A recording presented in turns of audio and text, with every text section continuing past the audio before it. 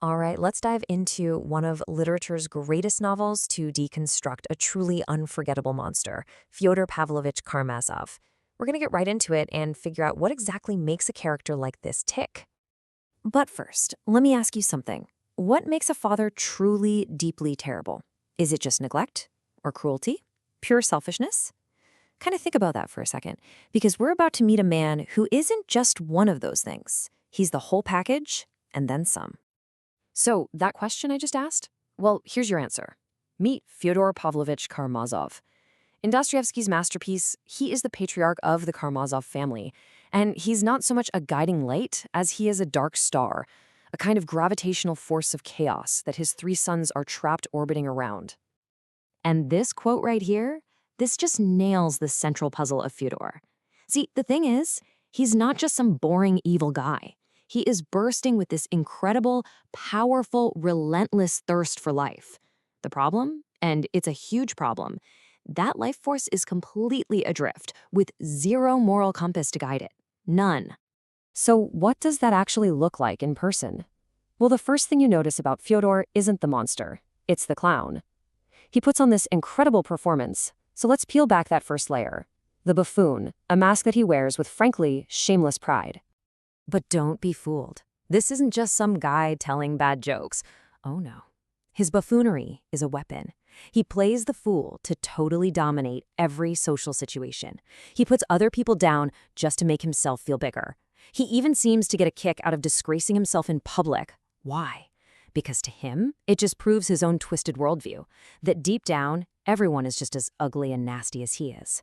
It is 100% a calculated performance. Which, of course, brings us to the big question. Why? I mean, why go to all that trouble to build this entire elaborate personality of a shameless fool? What on earth is he so desperate to hide behind that mask? To get that answer, we've got to dig deeper. We have to look into his psychology. And what we find under all those layers? Well, it's not really a man at all. It's more like a child, completely frozen in a state of arrested development. The idea here is that Fyodor is psychologically stuck in what's known as the oral stage. I mean, just think about a baby, right? A baby wants what it wants: food, comfort, attention. And it wants it now. It's all about immediate gratification. Well, that's Fyodor, a full-grown man running on a baby's operating system, driven by nothing more than his immediate appetites. And this is where it all clicks into place. That whole clown act, it's not just a weapon, it's a shield. A really clever defense mechanism. By acting the fool, he's in control. By being shameless, he rejects everyone else before they can reject him. He's basically shouting, "You can't judge me because I'll judge myself first and way more harshly." All of it is just a big, elaborate cover for a deep, deep insecurity. Now, this all builds into something much bigger than just one guy's psychology. This raw, primal energy, it actually has a name in the novel. It's called the Karamazov force, and it's exactly what it sounds like, a raw, untamed thirst for life, with absolutely no limits, no brakes. And this is absolutely crucial. Fyodor isn't just a flawed man who has this force, he is the force. He's its purest, most undiluted expression. He's what you get when a person lives purely for sensation, purely for the experience of the moment, with zero regard for consequences or any kind of higher moral law. So where does all this destructive energy do the most damage? You guessed it. His family. His children. Fyodor isn't a father who nurtures. He's a father who devours. You could even call him a parasitic patriarch. Just look at how he treats each of his sons. With Dmitri, his passionate son, he sees a reflection of his own wildness, and frankly, it terrifies him. Then there's Ivan, the brilliant intellectual. Fyodor can't outsmart him, so what does he do? He just mocks him. And then you have Alyosha, the youngest, who is just good.